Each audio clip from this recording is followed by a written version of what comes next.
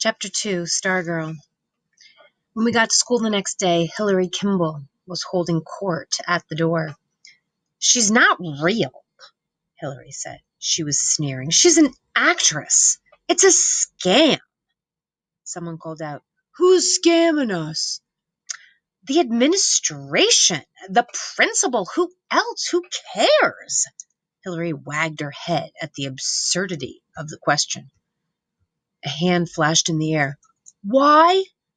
School spirit," she spat back. "They think this place was too dead last year.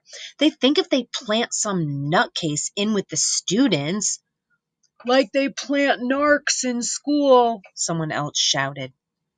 Hillary glared at the speaker, then continued. "Some nutcase who stirs things up, then maybe all the little students will go to a game once in a while or join a club." "Instead of making out in the library," chimed another voice, and everybody ha laughed, and the bell rang, and we went in. Hillary Kimball's theory spread throughout the school and was widely accepted. "You think Hillary's right?" Kevin asked me. "Stargirl's a plant?" I snickered. "Listen to yourself." "What? This is Micah Area High School. It's not a CIA operation." "Maybe not, but I hope Hillary's right." "Why would you hope that? If she's not a real student, we can't have her on hot seat." Kevin wagged his head and grinned. "As usual, Mr. Director, you failed to see the whole picture. We could use this show to expose her. Can't you see it?" He did the marquee thing with his hands. "Hot seat uncovers faculty hoax." You want her to be a fake, don't you? Absolutely. Our ratings would go sky high. I had to admit, the more I saw of her, the easier it was to believe she was a plant, a joke, anything but real. On that second day, she wore bright red baggy shorts with a bib and shoulder straps. Overall shorts. Her sandy hair was pulled back into twin plaited pigtails, each tied with a bright red ribbon. A rouge smudged appled each cheek, and she even dabbled some oversized freckles on her face. She looked like Heidi or Bo Peep. At lunch, she was alone again at her table. As before, when she finished eating, she took up her ukulele, but this time she didn't play. She got up, and she started walking among the tables, and she stared at us. She stared at one face, and then another, and then another. And this kind of bold, "I'm looking at you" stare you almost never get from people, especially strangers. She appeared to be looking for someone, and the whole lunchroom had become very uncomfortable. As she approached our table, I thought, what if she's looking for me? The thought terrified me. So I turned from her. I looked at Kevin and whisper. I watched him grin goofily. He wiggled his fingers and he whispered, "Hi, Stargirl." I didn't hear an answer. I was intensely aware of her passing behind my chair. She stopped 2 tables away. She was smiling at a pudding-bodied senior named Alan Furco. The lunchroom, dead silent. She started strumming the ukulele and singing. It was "Happy Birthday." When she came to his name, she didn't sing just his first name, but his full name. "Happy birthday, dear Alan Furcu." Alan Furcu's face turned red as Bo Peep's pigtail ribbons. There was a flurry of whistles and hoots, more for Alan Furco's sake, I think, than hers. As Stargirl marched out, I could see Hillary Kimball across the lunchroom, rising from her seat, pointing, saying something I could not hear. "I'll tell you one thing," Kevin said as we joined the mob in the hallway. "She better be fake." I asked what he meant. "I mean, if she's real, she's in big trouble. How long do you think somebody who's really like that is going to last around here?" Good question.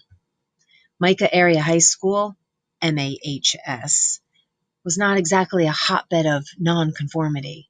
There were individual variants here and there, of course, but within pretty narrow limits. We all wore the same clothes, talked the same way, ate the same food, listened to the same music. Even our dorks and nerds had an MAHS stamp on them. If we happened to somehow distinguish ourselves, we quickly snapped back into place like rubber bands. Kevin was right. It was unthinkable that Stargirl could survive, or at least survive unchanged, among us. But it was also clear that Hillary Kimball was at least half right. This person, calling herself Stargirl, may or may not have been a faculty plant for school spirit. But whatever she was not real. She couldn't be.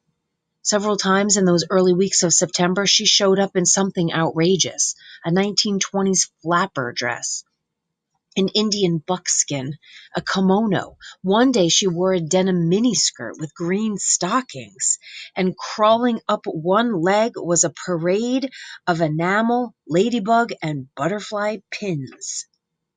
Normal for her were long, floor-brushing pioneer dresses and skirts. Every few days in the lunchroom, she serenaded someone new with "Happy Birthday." I was glad my birthday was in the summer. In the hallways, she said hello to perfect strangers. The seniors couldn't believe it. They had never seen a 10th grader so bold. In class, she was always flapping her arm in the air, asking questions, though the questions often had nothing to do with the subject. One day, she asked a question about trolls in U.S. history class.